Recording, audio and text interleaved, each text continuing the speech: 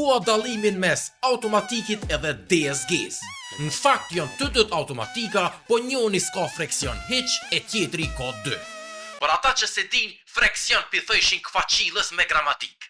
Për me kuptu ma mirë dallimin, këshire videon e parë për automatikin klasik, e për DSG-n mas pari do të me di që i ka plot emra. DSG, DKG, Estronik, PDK, që e kanë njëjtë kuptim, për transmetues me dy friksione ose zhvendosje direkte. Për me sfjegu ma let, bën e mend që janë dy manuala edhe një kompjuter. Të dy manualat kanë friksionin veti, se cila e ka boshtin, thëmzorin edhe shpejtësit e veta. Që do me thonë këto dy freksione janë si vllazni dom. Nishi ka shpejtësi tek 1, 3, 5 e dyshi ka qift 2, 4, 6 e rikferci është si baba. Jo mere ti, jo unë s'kom ven. Ideja e krejt këtij sistemi është se dy shpejtësi janë gjithë aktive në të dy boshte.